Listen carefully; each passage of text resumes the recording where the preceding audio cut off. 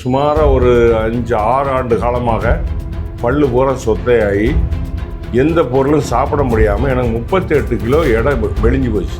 உடம்புல மெலிஞ்சதுனால என்னால் ரொம்ப செயல் இழந்து உடம்பு கை காலெலாம் சாப்பிட முடியாமல் ரொம்ப கஷ்டப்பட்டு இருந்தேன். ஒரு கடல மிட்டாய் சாப்பிட முடியாது, எந்த அசைவம் எந்த இதுவுமே சாப்பிட முடியாது, பிஸ்கட் கூட சாப்பிட முடியாது. சாதாரணமாக குழம்பு விட்டு சாப்பிட்டா கூட பல்லுக்குள்ளே போய் இருந்துக்கிட்டு வேதனை தாங்க முடியாது. குழந்தைத்தனம் வரக்கூடியது வயசான பிறகு தான் குழந்தைத்தனமே வரும். அந்த நேரம் ஒரு பொருளை பார்த்து சாப்பிட முடியாமல் இருந்தால் அதனுடைய ஏக்கமே மனுஷனுடைய கவலையாக போயிடும். அதனால் நோய் வந்துடும். சாப்பாடு சாப்பிட்றதுனாலே தயிரை விட்டு நல்லா கூழாக பிணைஞ்சு தான் மோர் மாதிரி தான் குடிக்க முடியுமே தவிர சவைச்சு சாப்பிடவே இல்லை.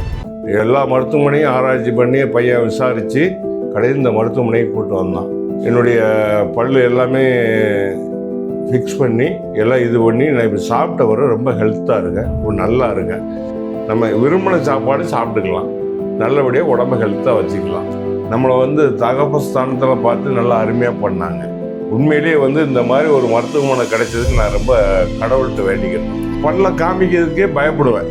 இப்போ எதை பார்த்தாலுமே யாரை கண்டாலும் அன்பாக ஒரு சிரிக்கிறதுக்கு ஒரு மனசு வருது. வாழ்க்கையில் ஒரு 80-85 வயசு வரை நல்லா சாப்பிட்டு இருக்குன்னு நினச்சா எல்லாருமே இந்த சிகிச்சை பண்ணால் நல்லது. இதே போல் எல்லாரும் அவங்கவுங்க பல்லு சொத்தையை சரி பண்ணி நல்லா இருக்குன்னு நான் வேண்டிக்கிறேன். வாழ்க வளமுடன்.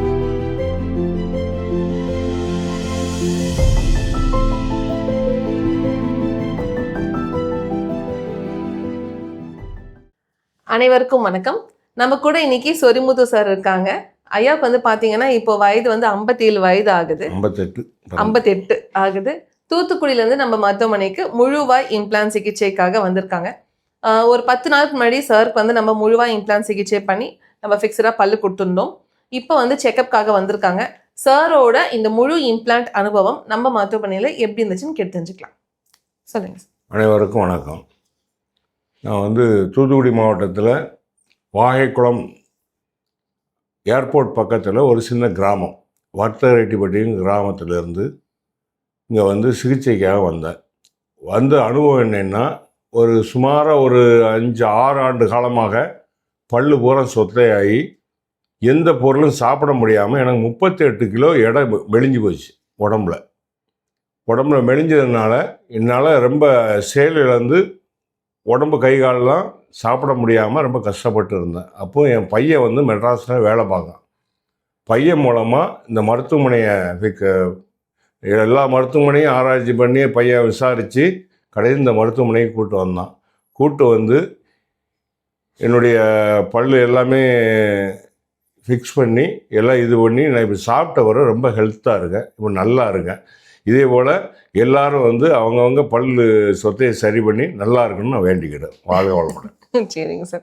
சார், இதுக்கு முன்னாடி பல் நிறைய இல்லை, நிறைய பற்கள் உங்களுக்கு பலவீனமாக இருந்துச்சு. ஆமாம். அப்போல்லாம் உங்களுக்கு என்னென்ன கஷ்டங்கள் இருந்துச்சு? என்னென்ன சாப்பிட முடியல உங்களால்? சாதாரணமாக குழம்பு விட்டு சாப்பிட்டா கூட பல்லுக்குள்ளே போய் இருந்துக்கிட்டு வேதனை தாங்க முடியாது.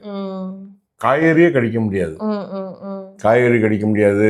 ஒரு கடல மிட்டாய் சாப்பிட முடியாது, பிஸ்கட் கூட சாப்பிட முடியாது.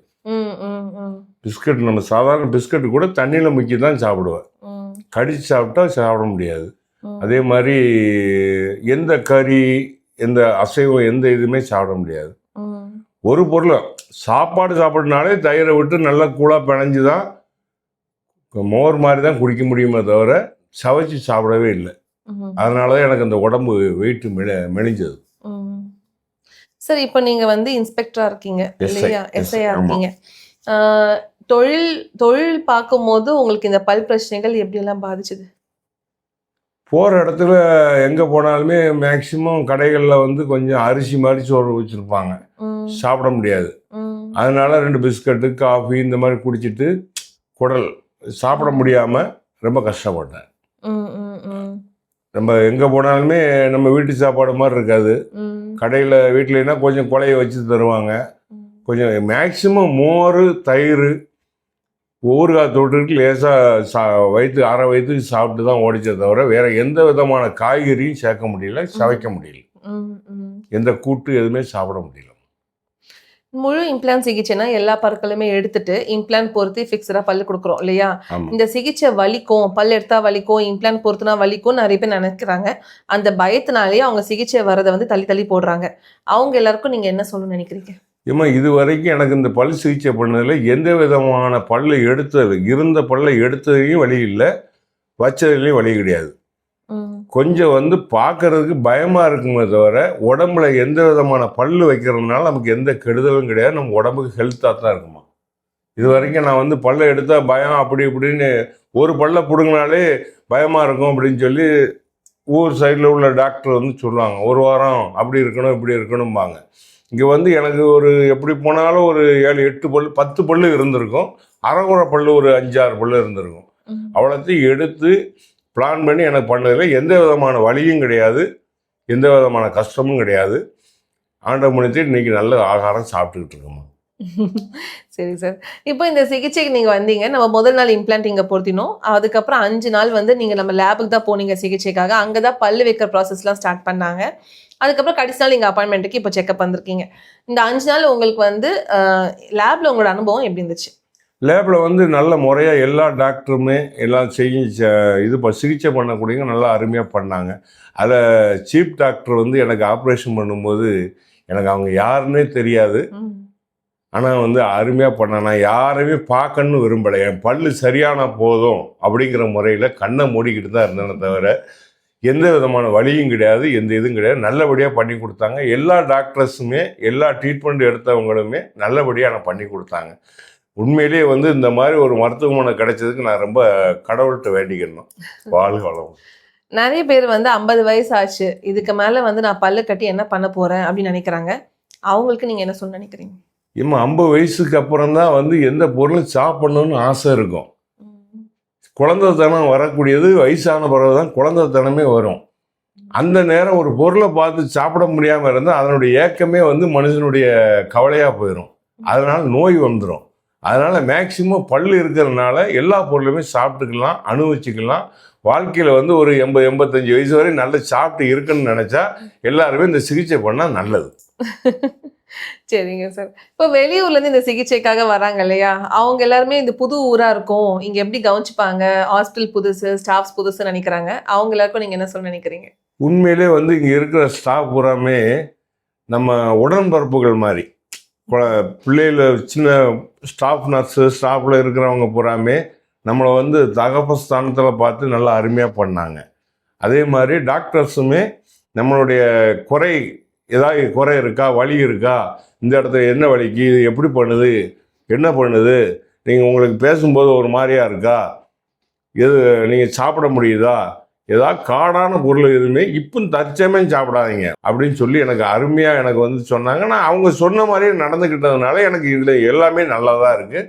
இப்போ நல்லா சாப்பிடுத நல்லா இருக்கு. இந்த சிகிச்சைக்கு அப்புறம் புதிய பற்கள் கொடுத்துருக்கோம் இல்லையா, உங்களுக்கு பேசுறதுலாம் எப்படி இருக்குங்க சார்? பேச நல்லா தான் இருக்குது. ஏதோ ஒரு பிடிச்சிருக்க மாதிரி தெரியுது தவிர ஆனால் வந்து அந்த ஒரு உணர்வு இல்லை. நான் எப்போதும் பேசுகிற மாதிரி தான் பேசுகிறேன். ஒரு சிலவங்க வந்து சொல்லுவாங்க உளருது அப்படி இப்படிம்பாங்க. சில நேரம் கண்டினியூவாக பேசும்போது உளர்ற மாதிரி தெரியும், ஆனால் உளரல. நம்ம ஒழுங்காகத்தான் பேசுகிறோம். நமக்கு பார்க்கறதுக்கு அடுத்தவங்க பார்க்கறதுக்கு அப்படி இருக்குமோ அப்படிங்கிற பய உணர்வு தான் தவிர வேற எந்த இதுவுமே கிடையாது. நல்லா அழகாத்தான் பேசுகிறோம். நல்லா எந்த விதமான கஷ்டமும் இல்லாமல் நல்லபடியாக எந்த ஆகாரமும் சாப்பிட்றதுக்கு நம்ம விரும்பின சாப்பாடு சாப்பிட்டுக்கலாம். நல்லபடியாக உடம்பு ஹெல்த்தாக வச்சுக்கலாம், இளமையாக இருக்கலாம். ஆமாம், நிம்மதியாக இருக்கலாம். சரிங்க சார். உங்களோட புதிய புன்னகை உங்களுக்கு இப்போ எவ்வளோ பிடிச்சிருக்கு? ரொம்ப சந்தோஷமாக இருக்குமா. இப்போ எங்கே போனால் முன்னாடி வந்து பல்ல காமிக்கிறதுக்கே பயப்படுவேன். யாராவது நம்ம பல்ல பார்த்தா ஒரு மாதிரியா சொல்லிடுவாங்களோ. ஏன்னா எனக்கு பூராமே சூத்தப்பட்டு ரொம்ப அசிங்கமாக இருந்துச்சு. சிரிக்கிறதுக்கே ஒரு மாதிரியா இருக்கும். இப்போ எதை பார்த்தாலுமே யாரை கண்டாலும் அன்பாக ஒரு புன்முறுவலாக சிரிச்சிட்டு எப்பவுமே புன்முறுவலாக சிரிப்பேன், பல்ல காட்ட மாட்டேன். இப்போ அதே மாதிரி தான் வருதே தவிர ஆனால் இருந்தாலும் கொஞ்சம் சிரிக்கிறதுக்கு ஒரு மனசு வருதுமா. இப்போ நல்லபடியாக சிரித்து நல்லா இது பண்ணி எல்லார்ட்டையும் பேசுகிறேன். Okay sir. உங்களோட இந்த அனுபவம் வந்து நிறைய பேருக்கு ரொம்ப உதவியாக இருக்கும் சார். நிறைய பேர் சிகிச்சைக்கு தயங்குறவங்க கூட இந்த சிகிச்சையை கண்டிப்பாக எடுத்துக்கணும்னு நினைப்பாங்க. உங்களோட அனுபவத்தை நீங்கள் பகிர்ந்து கொண்டதுக்கு ரொம்ப ரொம்ப நன்றி சார். இந்த புதிய பற்களோட உங்களோட புதிய வாழ்க்கையை நீங்கள் தொடங்குறதுக்கு எங்களோட வாழ்த்துக்கள். நன்றிம்மா. வாழ்க வளமுடன்.